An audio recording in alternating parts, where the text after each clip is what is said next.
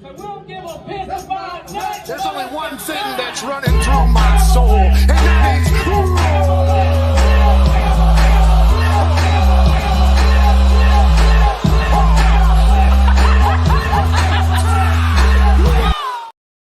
Welcome back to the Crimson Dynasty. I think we're going to have to change our intro because we don't have Dan anymore.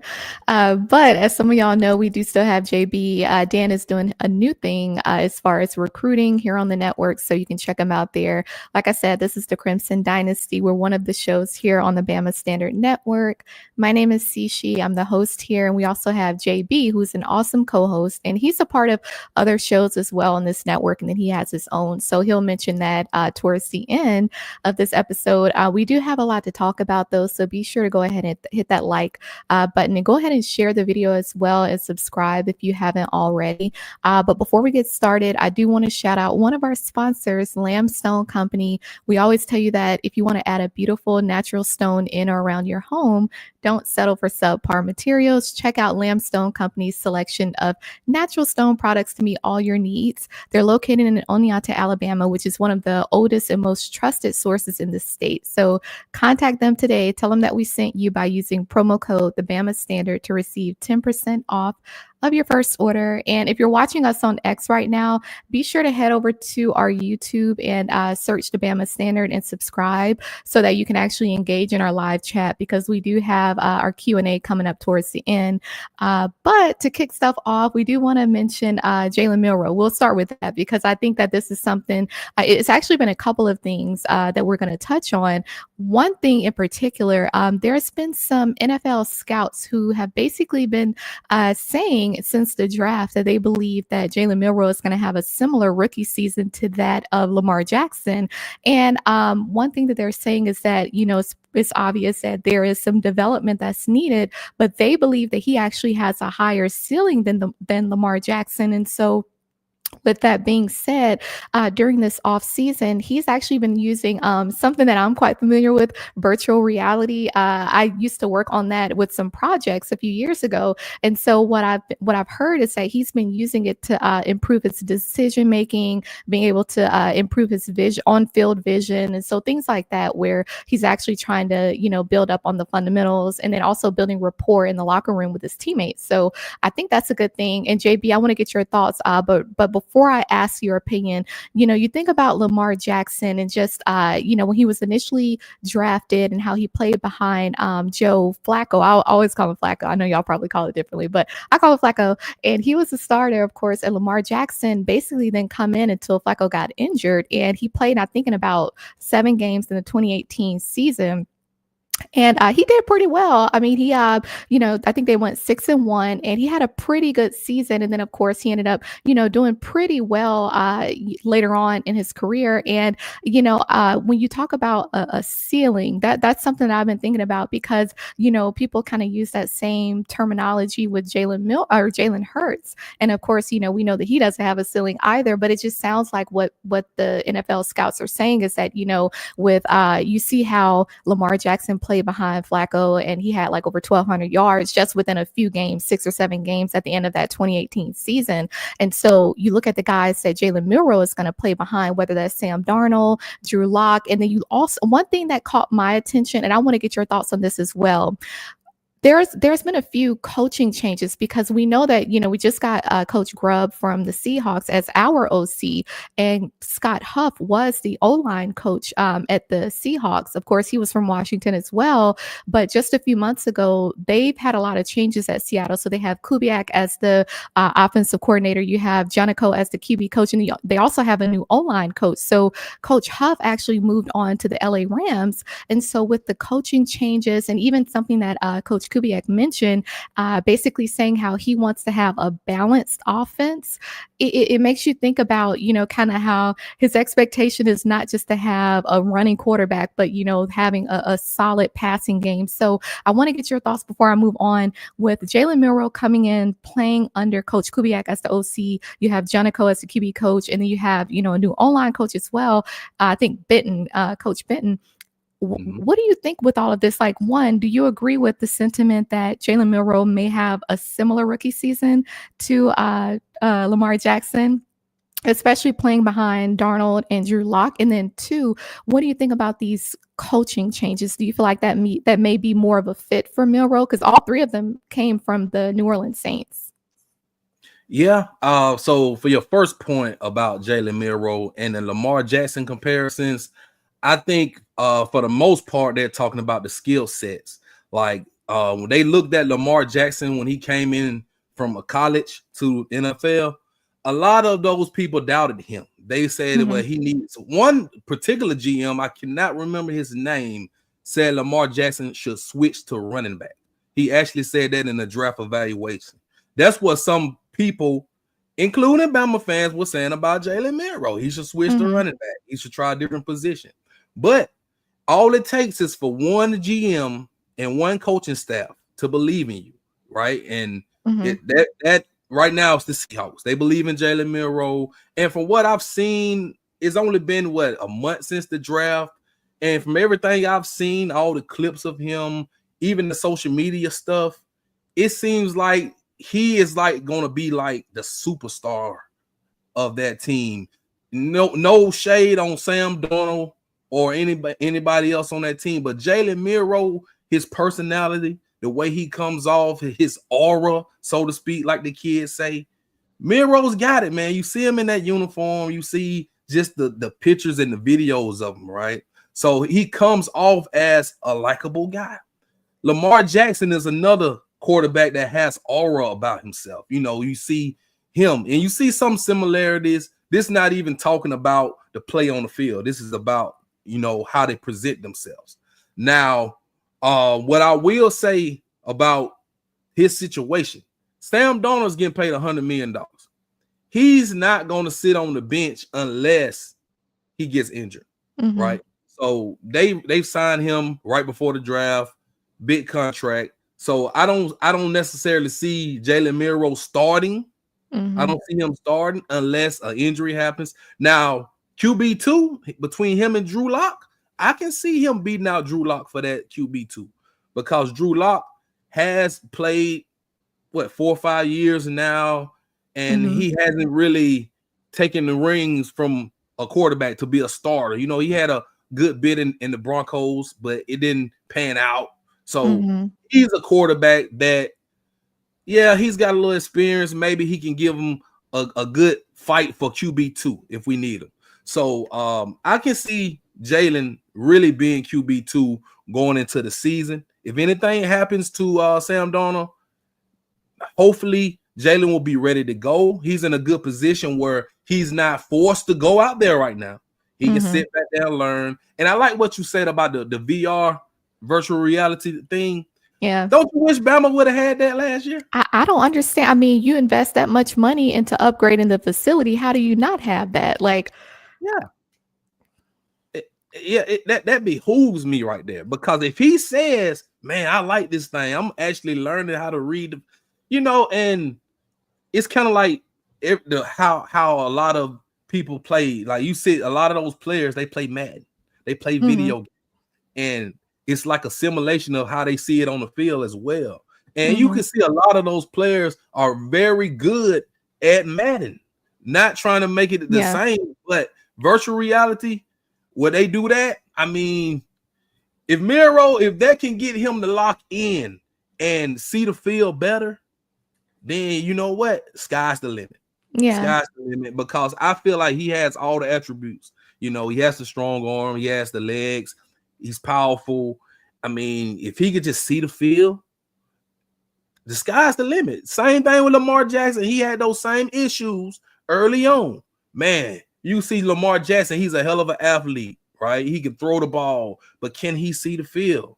So we'll probably have to come back maybe 5 years from now to see if he really compares to the level of Lamar Jackson, because we're talking about a 2-time MVP here. We're talking about a guy, Lamar Jackson, who's top 5 quarterback in the league, one of the best players in the NFL. So it's maybe a little premature, but I kind of see what they're saying. The potential is there. The potential is there. And if Jalen Milroe takes off, man, it'll be a blessing. And we could just sit back as Bama fans and just enjoy it, man. I'm gonna enjoy it for sure. Yeah. Yeah, I agree. And I think that there's something to having new offensive coaches in the locker room as well. Because I feel Right. like when you have the previous coaches, they kind of already have in their minds, the system that they want to run and just, certain Mhm. players that maybe they've already built, chemistry and a relationship with. And so I think that that's going to play into that as well. But speaking of Jalen Milroe, so he actually signed his official contract with the Seahawks. It's worth about $6.3 million over the span of 4 years. Now, the base salary is around $840K. And then he also has a bonus that comes, I think, about 1.2 million signing bonus. So that brings him in a little over 2 million for year one. But what I thought was interesting was something that we talked about before about essentially, when I went back and looked at what his NIL valuation was just last year at Alabama, it was about 2.3, 2.5 million. And so the fact that his first year in the NFL, it comes in under that. And that was something that has been talked about as far as like, okay, well, it's going to come a time and point where guys, they're making more in college than they are in the NFL. And it's the opposite, of course, when you look at women's sports, and that's a whole different conversation. But of course, he has, endorsements that could come down the line and things like that. He'll be getting about 1.5, 1.6 million as well in 2026 throughout, the span of his contract. But one thing that I thought was interesting and that I like that he said was that one thing that he's planning to do with the money is pay back his parents for all of the money that they spent while he was in college. So whether that was them traveling for his games, just however they spent, their money. And so I thought that was very interesting because a lot of times you'll hear about the guys like they'll go and buy the house or the car, things like that. And my thing is like, you do whatever you want to do with it, but just make sure that you have, the right people in your ear when it comes to that, especially as far as like taxes. And you can still do that, but it's like, are you doing that personally? Are you doing it through a company? It's a different ways to do that. But what are your thoughts, JB, on this contract? I mean, how do you feel as far as just, the overall terms, 4 years, 6.3 million, and then also the fact that his first year, and this is just his base salary plus the signing bonus, comes in a little less than what his NIL valuation was last year at Alabama. Yeah, it seems like it's gonna be the new normal. If you don't go first round, which we had Spence the agent on, he talked about that first round money, starts out at about 46 million and it goes down, trickles down. And Jahad Campbell went last. He was like one of the last picks of the first round. So he got lucky to get in that spot. Well, okay, I got some guaranteed money. I got that extra year option. So I'm good for a while. But when you get to these guys like, third round, fourth round, the money's going to be about the same. Like you just mentioned about Jalen Milroe. I mean, you may see 2 million first year. And then a lot of that on the back end of that contract is prove it. Like, okay, you can prove that.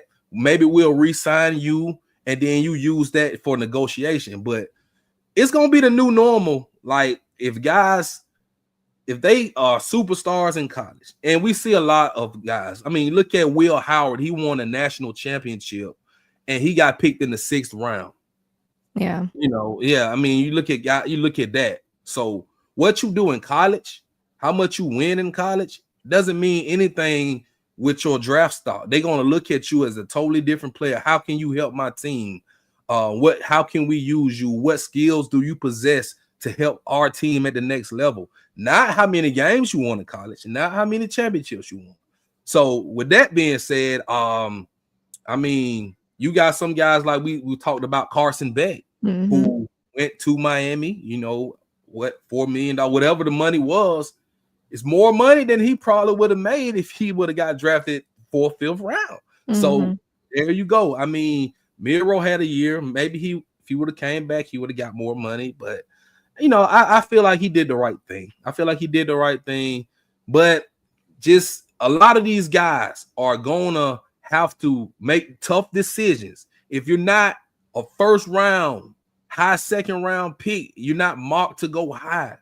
If there's a question mark, will you go first, second, or maybe you slide to the 4th or the 5th, and you got a year eligibility? Could you make more money in college, go that extra year, prove yourself again, or you take that risk and go to the NFL, and you don't get as much money, at least your first few seasons. So it's the new norm for me, C'Chi. I believe it. Yeah, definitely. And hopefully, whatever Coach Saban, and shout out to Coach Saban for winning the Emmy for Outstanding TV Personality. I mean, we talked about that recently, and I mean, we kind of already knew that he had it in the bag, but it'll be interesting to see the role that he plays in regards to the NIL changes and all that, because there's definitely some changes that are needed. So it'll be interesting to see what happens. And then y'all let us know in the chat what you think about both, the NFL scouts perspective on Jalen Milroe in the comparison with Lamar Jackson, and then also his contract and how it kind of fares with his NIL evaluation last year while he was at Alabama. But I do want to move on a little bit and just kind of talk about, some of the guys, because we're talking about the NFL, but then we talk about Alabama, you talk about the NFL, so it's kind of interchangeable. But some of our QBs and wide receivers, they were recently working out with the Las Vegas Raiders quarterback Geno Smith.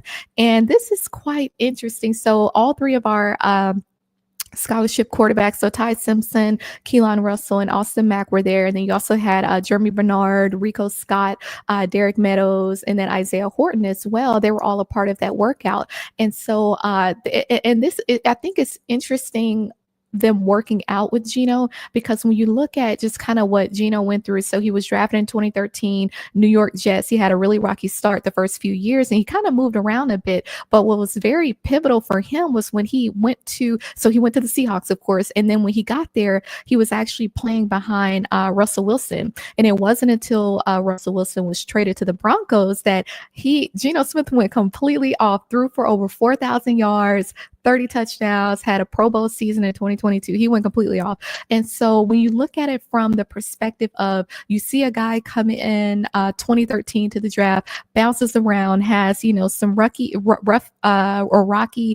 starts at the different teams that he played. Because he was at a few different teams, and it just, it seemed like it really didn't take off until almost 10 years later, really around 9, when he was at the Seahawks. So when you think about what does that mean, seeing our quarterbacks, and not just our quarterbacks, but our wide receivers working out with him. And to me, I think that's it's very pivotal to have that type of story where, our guys who are currently on the team, they can see a quarterback who, had a lot of potential, came in, didn't really do a whole lot. He basically worked on his craft, improved his craft, waited his turn, came in, went completely off, and just kind of how to handle that adversity and also not giving up, on his future and on himself as well. And so you see that roller coaster ride, and just, I think the respect to work out with someone like that, it says a lot, his knowledge of the game, how he prepares for the game. And I just think that it speaks volumes to where our guys are. Hopefully we see some more of that coming soon, but I want to get your take on that, because, as we prepare for this upcoming season, right? And then of course, certain guys are going off to the draft next year. We're going to have to see quick growth, right? Because we have, a new coaching staff, whatever, they're still pretty fresh. We got a lot of new guys who will be on the field. And so it's going to be interesting to see how that plays out. But what are your thoughts on this, JB, when we look at Geno Smith's career, right? Rough starting out. And then, he gets behind someone like Russell Wilson. And it wasn't until Wilson was traded where he looked like a completely different person. How do you feel about this, about the fact that our QBs and our wide receivers were working out with him?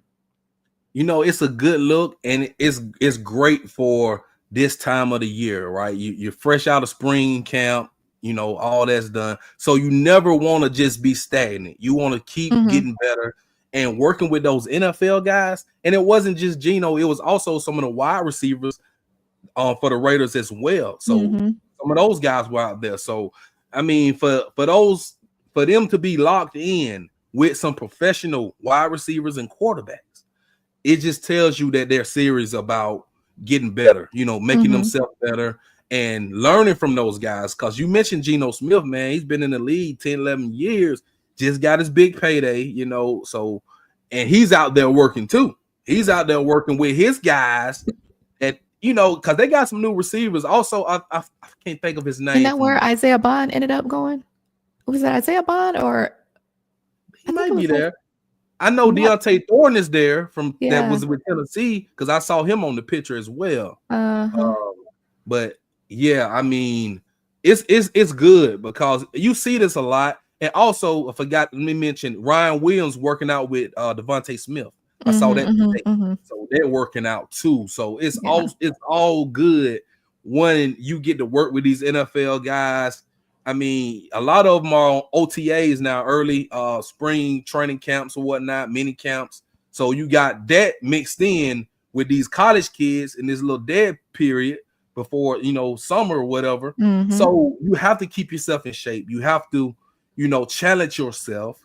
And what's the best way to do it? Go to the NFL guys where they're training at, link up with them and, get some game from the guys. And also, work yourself with them, compare yourself. Man, maybe I need to work on this. Those quarterbacks looking at Geno, the way he prepares, like you mentioned, it may be something a little different that he does, that he puts on the ball that can make you look like, man, if I do this, I can get better.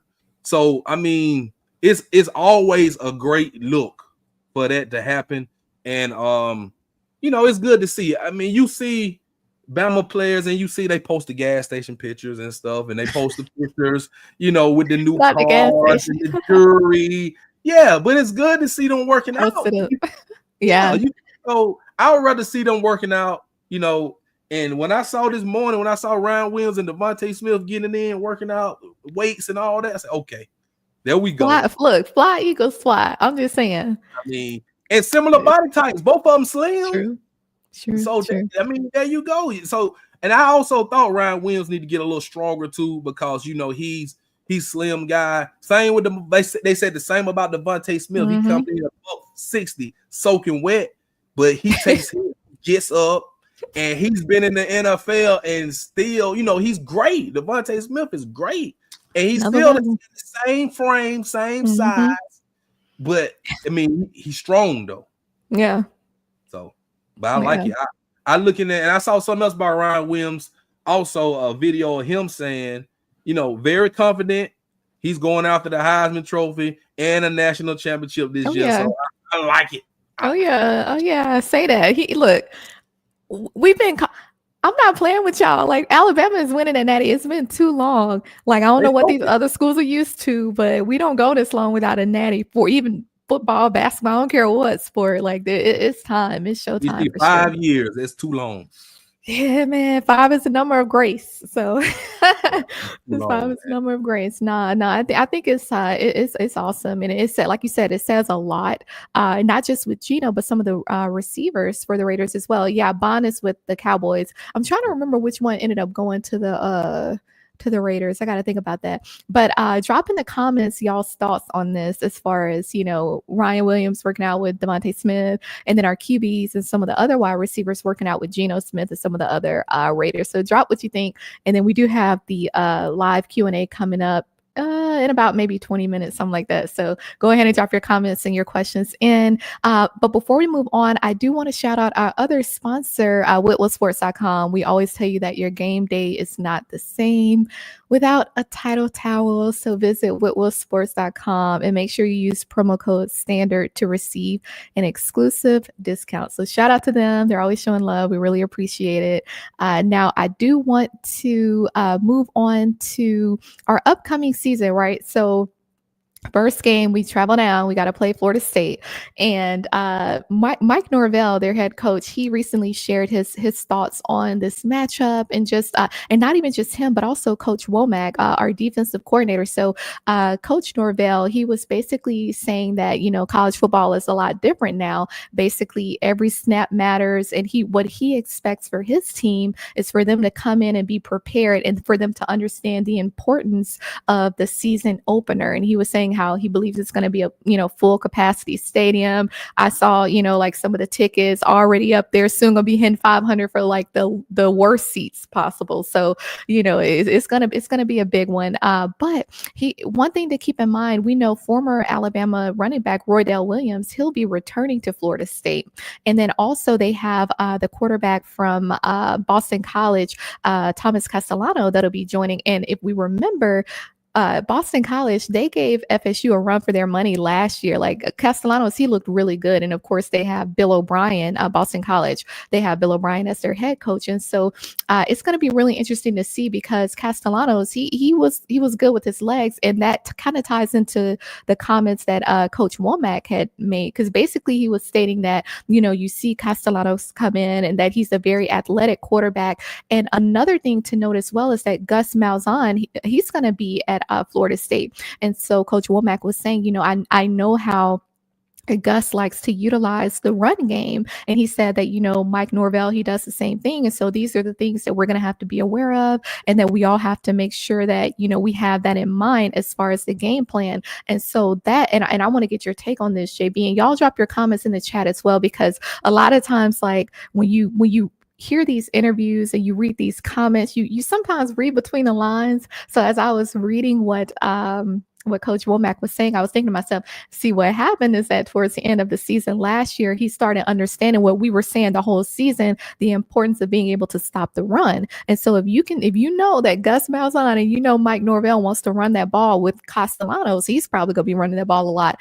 And of course, Roydell, then of course, the importance of being able to stop the run. So having Justin Jefferson back, not just relying on the 4-2-5 all the time, but switching it up, so what are your thoughts on these comments, both from Mike Norvell and then Mike Norvell and Coach Womack, but how do you feel about Gus going down there and joining Florida State? Yep. So when the news came that Gus was going to join Florida State, I immediately looked at the schedule and said, oh yeah, we play Florida State week 1. So you already know he knows how to play against Bama. It's not Saban though, so that's different. You got different, but it's still Bama. So he knows how to play against SEC teams. But with Mike Norvell, I mean, yeah, he's talking and he's talking about it's gonna be a packed state. Come on, man, we play in packed stadiums every week. All right, and then I mentioned I think that's weekly language. Yeah, and then a week or two ago they were talking about how it's gonna be hot and. The humidity of what? Come on, bro. We in Alabama. We built for this. We built for this. Like, ooh, like who are you? You're not scaring nobody, right? I know. You better hydrate. Okay, we're gonna hydrate. The game's at 2:30. We know this. Get your electrolytes. Yeah, like come on, man. So I mean, I kind of wish it would have been a night game, but Florida State don't have that. I mean, when you go 2-10, you don't deserve a night game the next season. So you barely deserve a season. Yeah, so we'll go down there and put a BTA. We'll go down there BTA at 2:30. Well, hey, let them know what that means. Belt to ass. What's up, Linda P in the chat? I see you. Shout out to Linda. Shout out to Linda. Okay. Hey. Yeah. So I mean, they can talk. They can talk all they want, right? They can do all the talking they want, but. When do we play them? August 30th?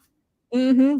August and 30th? It's like what 2:30 p.m. Central or something like that. Yeah. All that talking is you got to play on the field. So Roydell Williams is there. So you know what? I want them to try to run the ball. C'Chi. I want them to try to run the ball. And I know we've had problems with running quarterbacks with Castelletto, and yes, he did go down there and run through Florida State last year with Bill O'Brien. So I'm not gonna minimize Gus because Gus is a great offensive coordinator. So he's gonna use them. Hey, wasn't Gus at Auburn when Cam Newton was there 2010 when they won the Navy? I think so. Yeah. When Gus there, yeah. Okay. Yeah. And Gus went to UCF and was successful too. So I mean, I'm not gonna minimize Gus and his the way he can call plays, but I mean, this is my opinion. If Bama goes down there, get a big lead up on them early, you're not going to be able to run the ball. You're going to be playing catch up. So whatever game plan you have is not going to work if you're down 24-21 nothing in the first quarter. So you better come out there and try to score, talking about run. So I mean, it's what we're 100 days before the game, so it's all good to hear. But I mean, I'm sure we'll be ready. Womack had those guys ready, and Gus, he'll throw the kitchen sink out. So we just got to be ready for what Gus has to offer. I don't trust Costello. I don't trust him, as far as passing the ball. But we do have to watch his legs. And I think it's going to be a good matchup. I'm not afraid of Florida State. I'm not afraid of going down there to play or nothing like that. So it's good. It's good water cooler talk. So does this kind of put you in mind? Would you compare Castellanos at all with the South Florida quarterback Byron Brown? Do you feel like he has the running capabilities as Byron? You do? Yeah. I see that. I mean, he was supposed to be good last year. He was good enough for Florida State to hand the keys over. But that's not saying a lot because look what Florida State had last year. Exactly. Trash. Exactly. So he's an upgrade, but how much of an upgrade? Exactly. I mean, they did have Lee Aguilera last year, who in that y'all got to go back. If you didn't catch that particular game, he looked like way he was just throwing that ball. Like I told y'all, I didn't want to be out here in the first place. I mean, he just had no care at all. So Castellanos, of course, will probably be a little better than that. But the fact that Womack kind of touched on how he believes Gus and Mike Norvell are going to kind of focus on the run game, that kind of lets us know what our plan of attack from a defensive perspective may be. I need to check out their roster to kind of see what they have as far as receivers, because isn't that where was it Malik Benson that transferred there from Alabama? Is he still there? I wonder. Yeah, he did transfer there, but he was he was like a ghost. I mean, I didn't hear nothing else about him. Not a word. Not a syllable. So, I mean, I don't know. Okay, and then he's no longer there. Rodell fumbled the ball more at FSU than he did his whole time at Bama last year. So, I'm surprised Rodell is there, but he didn't go to the draft, so he's back. Mm-hmm. But, I mean, Florida State, maybe they're trying to set us up. Maybe they're going to say, hey, maybe if we tell them we're going to run, they'll look for the run. It won't matter. Hey, it won't matter. Not with our DBs. What you doing in the backfield? Nothing. You ain't doing nothing in the backfield in Alabama. Nah, they can try. They can try and get blown out, and then they're gonna be crying again like they were doing 2 years ago about not making the playoffs. So, nah. And I think they had a couple other guys. We had a couple of Terrence Ferguson, and I think he hit the portal again. I think so too. I think he did too. And I thought it was like one or two more. Earl Little Jr. I think he's still there. Okay. Yeah, but he didn't play a lot though. I didn't hear much from him either. So, I don't know, man. I mean, but look, all you do know is for Alabama. We go. Look, our motto: BTA. Yes, sir. Hey, post that Linda P on comment. What's that Linda P about the haters? She talking about the haters. Yeah. Okay. Shout out to Linda. We miss you here. All you haters are pathetic. Bama is where legends are made, and you know it. Clock it. Bama's gonna beat the HELL out of you. Rolled ace. I mean, that's what I'm talking. And they come in our comments for every episode running their mouths, but I'm like, the numbers don't lie. The trophies don't lie. Like, y'all know what time it is at the end of the day and at the beginning when Alabama has a game. Y'all gonna be watching. Like, you say what you want, but you still here. You know what I'm saying? I ain't watching your games, but you watching us. So it's just like you said, Linda. Just clock it once and clock it twice, because you can never. Not at Alabama. Not with Alabama. You won't. I mean, need we just talk about the roster? I mean, you got Latsier Brooks, Derek Meadows coming in. You got Rico Scott. His time is now. You got Jalen Hill and Cole Adams coming off of injury. Not to mention Jeremy Bernard, Isaiah Horton. Like, play with it if you want to. Ryan, what you talking about? D Hollywood? What, bro? Like, look, you play if you want to. We good. But we like y'all in the chat though. We like Bevo Bodyguard and all y'all in the chat. You know, we need Chris Williams back in the chat. Come on, Chris Williams. Linda P back. Come on, Chris Williams. Chris got tired of that smoke. He hadn't been in our chat since Auburn lost in March Madness, which shouldn't have been a surprise. I mean, they still haven't said anything about that New Mexico State loss, the Cal loss, where their quarterback, I think he threw 4 or 5 interceptions. Then the baseball lose to Alabama State. I mean, it's just. Anyway, what he say? Y'all dodge Texas, be grateful. Now y'all be grateful because you had to get Steve Sarkisian to come there, even make y'all relevant, sir. Like, just because y'all have Matthew McConaughey out on that sideline means nothing. means absolutely. Alabama And is the still the Undertaker. standard. Y'all got the Undertaker on the sideline. I know. Did he just say y'all dodged Texas? Can we look at Texas's schedule this past year? They literally dodged everyone. They had no Everybody. place. They had no choice but to play Georgia. And when they played Georgia, they got beat not once but twice. And Georgia didn't really have to do a whole lot. All they had to do was just beat the hell out of them physically, and they cowered down. Yep. So don't talk to us about dodging anyone. You didn't play anybody last year. You had the easiest schedule outside of Colorado. You did nothing when you were given the opportunity to get to the playoffs. You choked when it mattered most. You weren't at the big dance. Again, we go too frequently. When we get there, we win, unlike Texas. So go back to the Big 12 where you belong.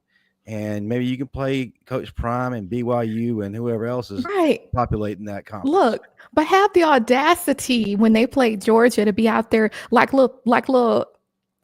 Be careful what I say. Throwing water bottles out there on the field, and your coach where is the class, sir? Where is the class? Like, pipe down. Where is the y'all throwing out water bottles? You crying and throwing a hissy fit? Come on now. Come on now. Like, don't bring that mess to the SEC, huh? We ain't forgot about that. We didn't lose it. Man, pipe down, sir. Y'all know what time it is. Y'all know what time it is. And then I'll hand it back over to you. He made another little comment. Hold on, JB. You're going to pray for me because I'm having to suppress some things here. All right, this is what Texas is hanging their hat on. We beat OU and Vandy. That's the epitome. That's the upper echelon of teams you beat. That's the highest they can reach. My bro. God. Really, bro? Sorry. Like, when was the last time, sir? When was the last time y'all won a natty? Because if I remember correctly, the last time, because we beat them in 2009.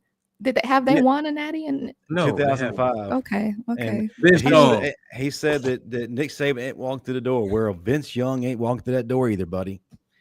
Nick Saban wasn't even at Bama in 2005. If we had Nick Saban, y'all wouldn't have won that. You almost didn't win that, right? And then y'all need to focus on the right things, because what I'm seeing is multiple players having issues off the field. I mean, we talk about Isaiah Bonds. Should we name any other guys? So y'all need to kind of pipe down. You don't come to the SEC with that. Like, look, Georgia ran circles around y'all at Georgia. Nah, and what we do to Georgia, but see that's why we talk about the standard. They won't understand that. They literally want in Tennessee. I see you in there too. Don't even start that. Don't start it, because don't have me going in on Tennessee like y'all look, because y'all might not even be in the SEC too much longer. So don't even have me going in on y'all. Just sit there, be quiet. Like I said, Alabama's the standard. Forget what you got to say, because at the end of the day, it's Alabama. You're in our chat tonight. You have nothing to talk about. Call up Matthew McConaughey, figure out what actors y'all gonna call out there. Get your governor to come out there crying. Like, sir, you could never. This is Alabama. We ain't gotta be dropping bags left and right to get people to come. Anywho, let's get back on subject. It's just they have all this audacity. It seems like people have more audacity than they do common sense nowadays. But then when you check them, because at the end of the day, they know it's Alabama. When you see that script A, you know what time it is. That's just it. Bro, you mean to tell me class of 2027 quarterback, high school, Trent Seaborn, out there in raggedy state of Texas, y'all offering him 7 figures in high school, and he still turned it down. It's not worth it. Texas A&M, Texas, like these Texas schools, y'all can have a seat, because at the end of the day, y'all came to the SEC. You can't live up to Alabama and Georgia. Like y'all, it just is what it is. But they mad and they projecting. Alabama is still the standard. Look at all the trophies. Look, I don't know what else to tell them. JB, what did Coach Sean say? They doing the most talking and have done the least. That's it. The argument by Bevo's bodyguard is, we made it to the playoffs. Congratulations, you got there. But did you win? You got a participation trophy. I know the participation trophy is glorified in this generation, but if you're not winning the natty at the end of the day, what do you have to talk about? And he made a comment Did y'all go to the SEC championship? Actually, we got over 30 of them things. How many do you have? We started the SEC championship. And when we go to the SEC championship, last time I checked, we don't lose. Yeah. Yeah, that's true. Yeah. But when your goal is just to make it, just to say that you made it, regardless of winning, I mean, we're not talking the same language right now. And that's what they fail to understand. Like, the conversations that we have are different. So you need to be in the room with somebody that's talking on the same level as you, because it's not Alabama. Like, we look, ain't about bringing up no past, sir. You bringing up the past. You talking about last year. Let's talk about it. We talking about right now. We talking about this upcoming year. That's what we talking about. They lucky they not on our schedule. Y'all know exactly. Y'all got lucky. Consider yourselves lucky. Talking about bringing up the past, and you sitting up here running your mouth like y'all been winning something, bro. Like, what? Child, please. I mean, hey, you're welcome to. If you want to join the chat, you can. Forget a Q&A.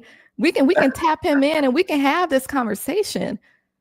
I mean, because how you have that much smoke? You talk about Texas? You talk about the same team that had to sit on their hands and wait till they could get a coach from Alabama to even be relevant, and still ain't relevant because they still ain't winning nothing. Like, come on, like y'all just raggedy. At the end of the day, y'all are raggedy with that raggedy profile picture, and you ain't hooking nothing. Horns down, sir. Horns down all day, every day. It's Alabama. We're the standard.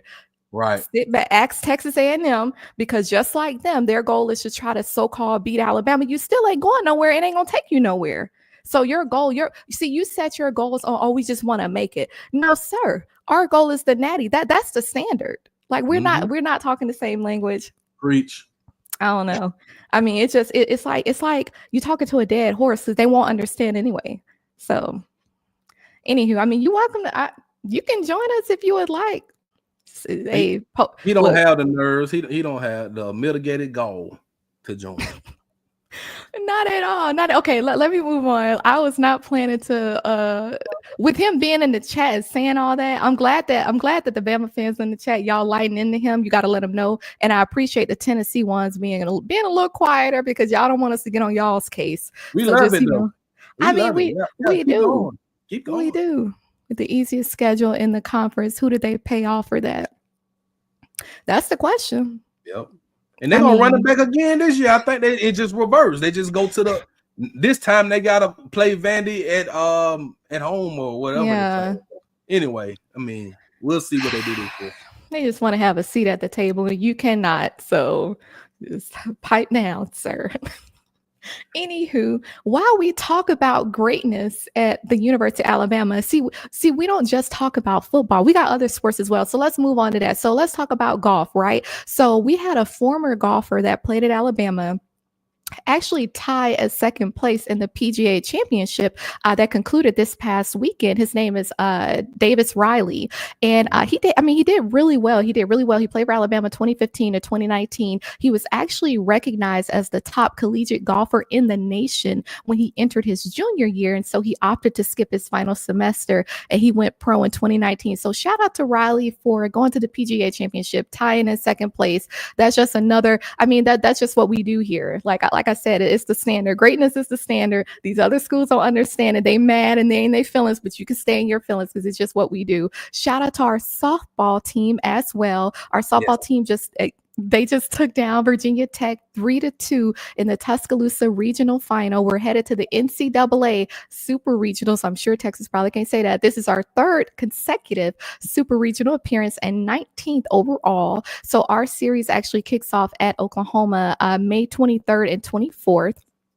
So actually starting a couple days. And the last time that our softball team won the World College Series, it was in 2012 under Coach Pat Murphy, of course, and we defeated Oklahoma. So be sure to check them out. And then also one thing to mention about the men's basketball, of course, draft is coming up in about a month, but there was a certain guy, 6'6" guard by the name of Desmond Claude, and he was touted as one of the top transfers in the portal from USC. He was scheduled to visit Tuscaloosa this past weekend. His visit was postponed, so it's not quite sure when he's going to reschedule it. But of course, the NCAA Division I dead period is going to start soon, very soon, actually. And so I believe it starts today, and it lasts through, through June 1st. And there are a couple more dates in June, and of course, throughout July. And then also, shout out to Nick Saban. See, it's just something else. It's just greatness is all we know. Shout out to Nick Saban for winning the Emmy for Outstanding TV Personality. We knew he was going to get it. Who else would get it? But shout out to him. See, that's what we try to explain to y'all, but y'all won't understand because it's like we talk in two different languages and it just doesn't work out because you don't understand us.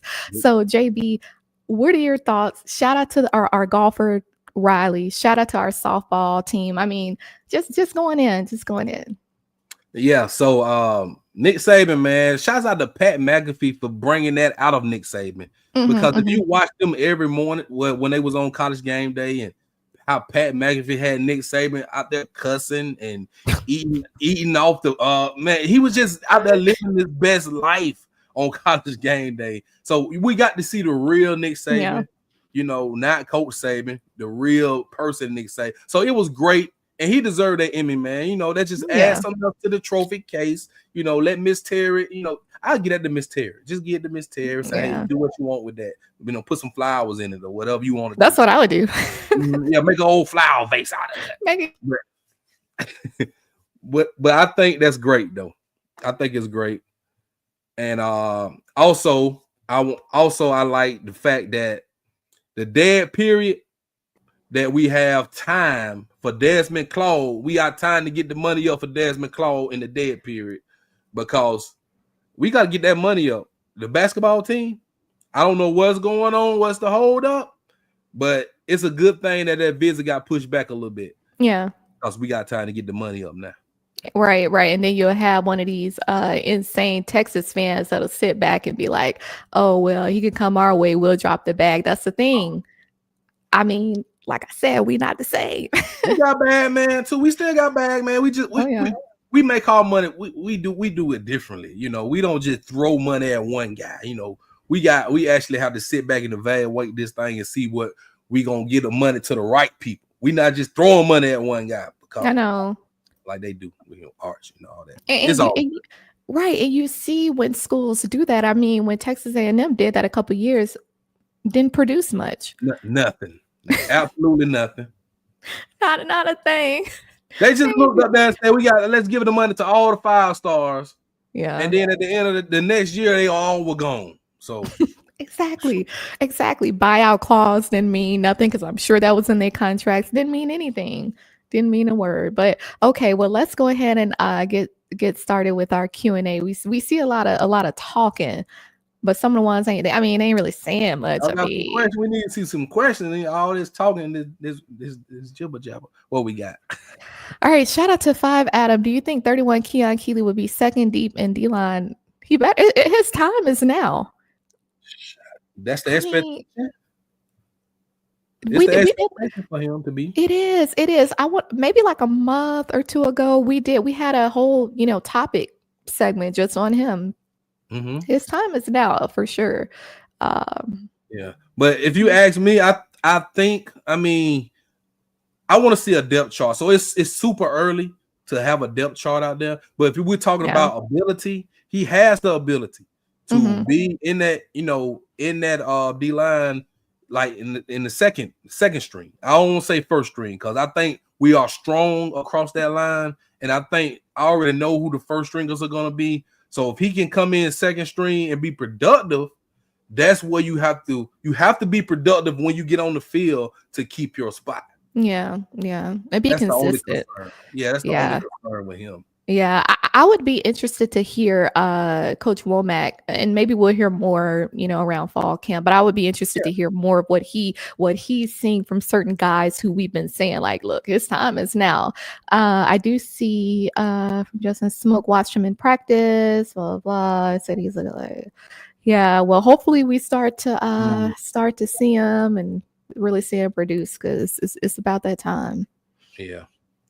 Daniel Adams, if JM gets it all together, if Jalen Milroe gets it all together, all the haters will be saying how much they loved him, just like when we ran Hurts off. I don't think we ran Hurts off though. I don't know. Nah, with Jalen Hurts, that was more, I personally believe that was more purpose led. That was more purpose led. He can't, I mean, he's not gonna sit up there behind Tua. You know what I mean? Not even get any playing time. I mean, no, he needed to leave. And he graduated, right? He graduated and then he went on and went to a great quarterback coach, great situation, and here we go. So. But another thing that has to be said, because we've seen it here on the network, even in other shows, we always talk about how we try to be objective. And so a lot of people think like, oh, well, just because you call out a mistake that Jalen Milroe made, that people just hate on him. And it's like two things can be true at the same time. How is he growing and developing if people are just sitting up there saying that everything he's doing is great? I mean, be real. If he can't see out there on the field, he can't see. So, I mean, he's the one that out there using virtual reality to try to, improve his. So, I mean, my thing is like, he knows that there are areas of improvement. That's not being a hater. That's being honest, right? Like, I don't know. I mean, I do get that maybe some people could have been a little hard on him or whatever, but I mean, when you got to develop, you got to develop. So. And the thing I like about Milroe is he was able to see his own flaws, and the way and they say this during the evaluation, before y'all drafted. Hey man, I can tell y'all everything I need to work on, and for him to use that VR machine, he knows he needs to see the field better. So that's. Exactly. I mean, that's just a part of his fundamentals. So I believe he's one of those guys where he knows that if I want to make it to the next level, then there are certain things that I'm going to have to improve on. Look at Jalen Hurts his first year with the Eagles, right? He was behind Carson Wentz, but he knew that there were certain things that he needed to work on, and he was honest about that. And we see few years later the results of that. So I mean, Jalen Milroe, the good thing with him, and I think you were saying that, JB, I said it, Dan said it when he was still on, that what it was going to take was for him to go to a team where he could play behind someone, where he could develop, he would have time and not have that pressure of coming into a new system, etc. So but we definitely didn't run Jalen Hurts off. I mean, he knows that he ain't nothing but love for him in Alabama. So yeah. All right. Do you think Bama will get edge Anthony Tank Jones, class of 2026? I hope so. I haven't heard anything, lately about it. I haven't heard much about him lately, but I know KJ Ford. I've been hearing about him, and he has a visit coming up soon. And I think that's one edge guy that Alabama has been really looking at getting. So we'll see. I mean, honestly, at this point, we say a lot of names, but what it really comes down to is what's motivating the guys, right? Are they motivated by coming somewhere where, they can continue growing and, really being that elite dog like at Alabama? How we produce them, or, are they more motivated by the money bags? Like, well, we ain't gonna put too much more attention on the haters, but it just depends on what they're motivated by. So that's true, C'Chi. And two things can be true. I mean, you can be motivated by the money and you want to play for a team, but it's always going to be somebody that's going to outbid you, especially if you're a highly talented player. They're going to be throwing the bag at you. So I mean, at the end of the day, it's your choice. What do you want to play for? Exactly. And one thing that made Alabama just the standard, and I'm gonna keep saying it because that's what we are. One thing that made us the standard and that kept us there, even despite having different coaches over the years, I think a part of that is you get the best of the best guys, but you have them compete against each other. So just like how when we had Antonio Langham a couple weeks ago on, and he was talking about his performance in the SEC championship 1992, our national championship. But one thing that he said, and y'all need to go back and watch that episode if you didn't, it was just a couple weeks ago. We had former Alabama DB, the legend himself, Hall of Famer Antonio Langham. That was an awesome episode. But one thing that he said was that his biggest competition, the guys that he went up against every day. You look at Deuce Palmer, you know what I mean? Like, you're going up against the best of the best. And that's really how you just get better. And so, I say that to say, I mean, you talk about what's motivating them. I would think that would be one of the motivating factors, but I don't know. Not too much about Anthony though. Then we have, Big Mouth Texas who think they have a seat at the table. He's saying that Milroe won't be in the league 5 years from now. Sir, will you?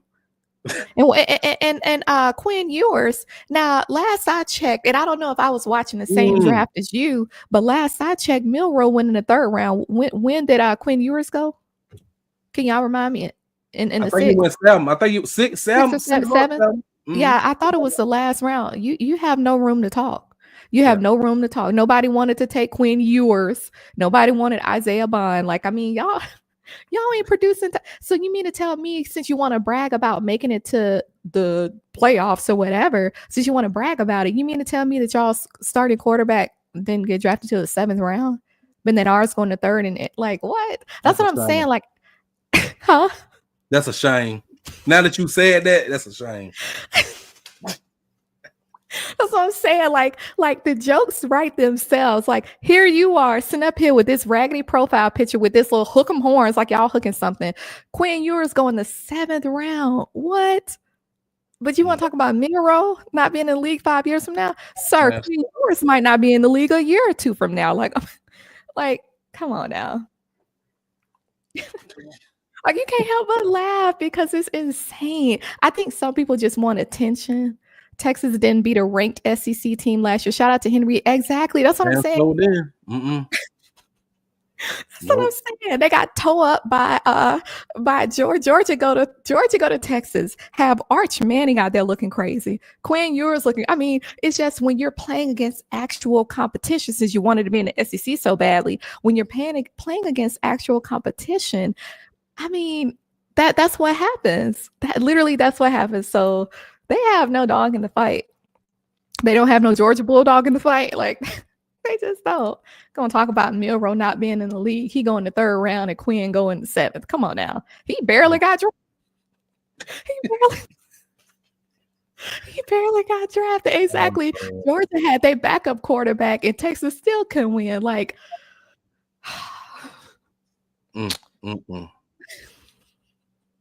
you think Bama can get a quarterback?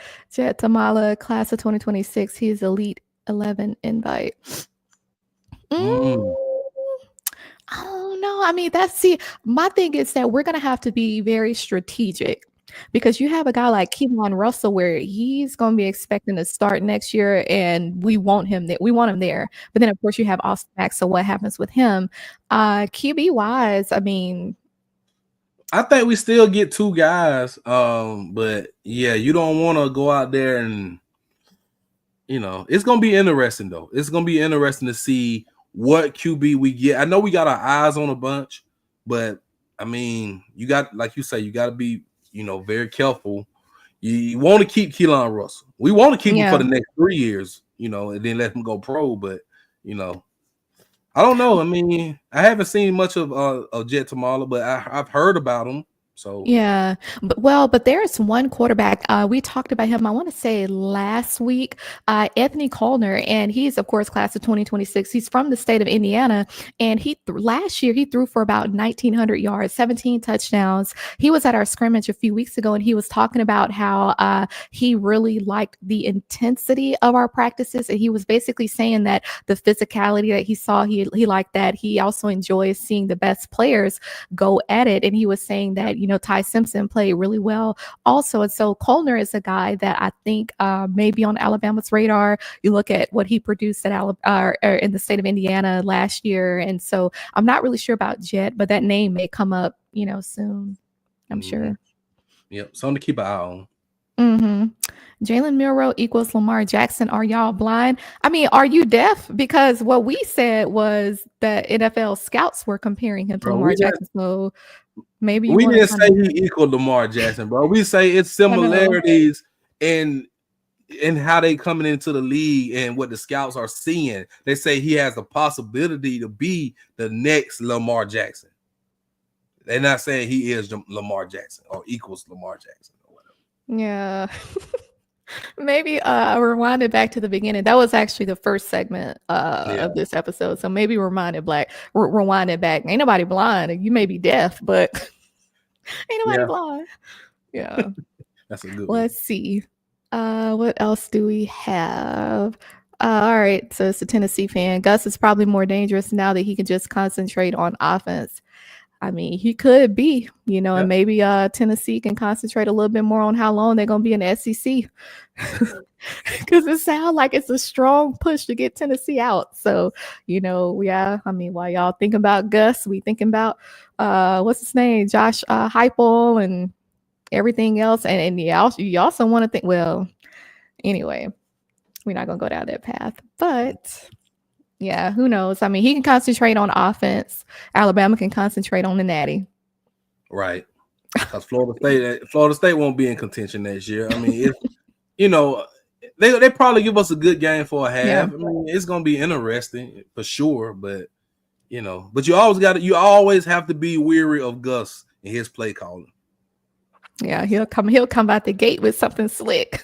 Yeah, for sure. You gotta keep your eyes open when you're playing Gus. Because when they feel like they don't have nothing to lose. Mm-hmm. Yeah. And they're gonna feel like that too out the gate. They're gonna feel like you can't go no worse than 2-10 from last season. You can't go any worse unless you go. Auburn weren't. What was Auburn? I don't know. Was it last year, or the year before? Were they 4? What were they? I know they was like 6-6. I forgot. I forgot what Auburn record was. They forgot. Irrelevant. Oh, 5-7. They want to forget. Yeah, 5-7. Yeah. You running their mouth all the time. Yeah. Mm-hmm. All right. Okay. And then shout out to Bishop Frank Dr. Newkirk. What are some areas do you need to improve on? What are some areas that Alabama should improve on? If I say one for the offense, of course, O-line for sure. I mean, that's a given. You got to be better at pass protection. And let me see about defense. Pass rush. You know what I mean? Pass rush for defense. We got to get to the quarterback and, not just pressure him, get him down. Force him into bad plays, force more turnovers, and I think if we do that, we'll be good to go. We'll be okay. Yeah. I would say from my perspective, starting with defense, I feel like a lot of it is going to come down to the coaching.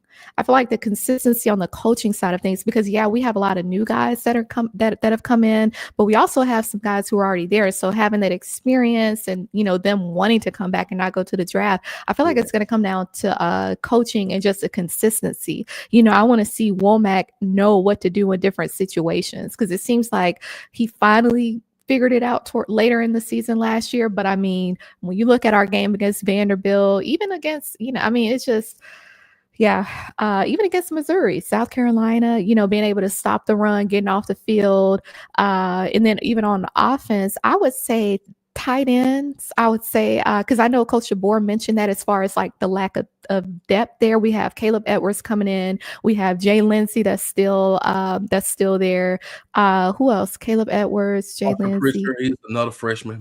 Yeah. Now he's going to be I'm excited to see him. But I think the utilization of the tight ends, that's going to be key. So you have Nick Sheridan, who of course was our OC last year, and I believe they're moving him back to tight end, or what are they doing with him? I don't know what Nick Sheridan doing. I mean, it would make sense for him to go back to tight ends because, I mean, I know he's probably going to still work closely with Coach Grubb. I mean, there's a lot of familiarity there. So QB. So he'll be QB coach. Okay, that's what I'm saying. Okay, so it's Ellis. Is it Brian Ellis? I think it's Ellis. Yes, Brian Ellis is the coach. Yeah. Okay. Yeah. So it's Ellis. Yeah. I mean, unfortunately, it's just we didn't see a whole lot with them. Well, we saw CJ Dupree and Robbie Oos, but even then, we really didn't use them like we needed to. So, yeah. I think Josh Quavers was good last year. He was really good. Yeah. So I'm banking on him to be healthy because he's injured right now. And I mean, if he comes back 100%, I think he can be very productive. And he knows his offense. He was with Grubb at Washington when they went to the net. Yeah, he was there. So. Right. So he's gonna definitely be TE1, and the other guys just gonna have to get in where they fit in. Yeah, it's gonna be crucial though, and I believe Grubb he'll utilize them the right way because he did say when he first got hired at Alabama that his goal is going to be more productive getting the ball down the field. So one thing that I think we're gonna see with Grubb coming in, the guys who were with him at Washington. So you have Brailsford on the O line. Then you have Josh Cuevas, Jeremy Bernard. You have the guys. So they already have that rapport. So you'll see. I think we'll see more confidence. We'll see more rapport. I think all the guys offensively they're gonna feel more comfortable. I'm curious about the O line with Coach Kapovic because I was hoping we would get Coach Huff, but yeah. So we'll see. I tell you what, Coach Cap, he did a great job recruiting this past recruiting. Did. He got some guys in there. We don't talk about him a lot because we not gonna really start a true freshman on the O line unless it's injuries. Mm-hmm. So we seem to be pretty solid. If all our guys are healthy on the O line, I expect them to be much better. Yeah. I mean, it's gonna be we have to realize it's gonna be a completely different dynamic, a healthier O-line, new offensive coordinator, a different quarterback, right? Different skill set on the field. Coach DeBoer more settled in. Courtney Morgan wanting to get that check because those extra bonuses he get when we make it to the SEC championship, playoffs, all of that. So it'll be interesting. But yeah, appreciate that question. That's a good question. Yeah. I feel like fall camp is gonna be good. Mm-hmm. It's gonna be good. We're gonna be hearing some good stuff. All right. Well, that'll do it for us. Do you have any shows that you want to mention or any social media? Yes, I got a big show coming up in about 25 minutes on Sports Talking with JB. So y'all go right to Sports Talking with JB YouTube channel and subscribe. I got the legendary. And he's a part of the Bama Standard as well. George Teague. Oh, okay. Going to be on tonight, 8 p.m. sharp Central Time. So in about 25 minutes, me and George Teague, my podcast partner DJ Seaway, we're talking Dallas Cowboys and we're talking Alabama football. So y'all come and join the party. Sports Talk with JB on YouTube, including the haters. Like y'all go over there and listen to one of the greats. Yeah. Listen to George T. Yeah, we got to I chatted up with him last year. Thank you for the super chat, Bishop Frank. Blessings to you as well. Yeah. George mentioned coming on our show. So we need to get George and then we need to get Antonio on at the same time. Together, yeah. Oh, we got to make that happen before the season starts. We got to get that. Yeah, I was thinking like around fall camp, potentially, maybe sooner. But I want to see if we can get someone else from that 92 championship. We're gonna set that up. Yeah, we need to get Lassie.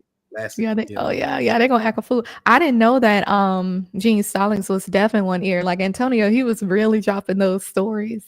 Yeah, that was a great show. Y'all go back and watch, man. When we had Antonio Langham on a few weeks back, that was awesome. Yeah, that was a really good one. All right. Well, you can find me here. And that's one thing that we wanted to mention. We're going to move our show to every other week just because it's not a whole lot going on right now. And we don't want it to be like too much redundant information because we have other shows on the network. So instead of having a show next week, we'll be back on the week after. And one thing to note, the week after, that's on the 4th.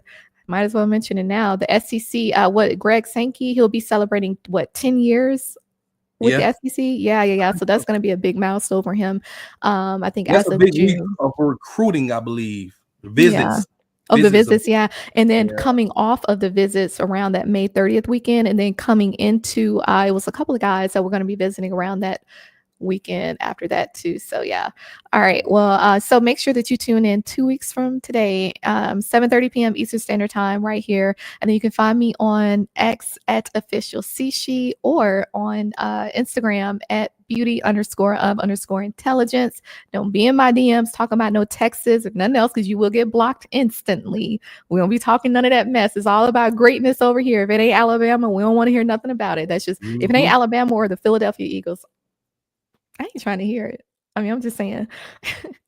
All right. Well, that'll do it for us. Be sure to tune in. Go back and watch our episode a couple weeks ago with Antonio. Y'all going to really like that one. We're going to try to get him back on soon. And without further ado, we will end it here.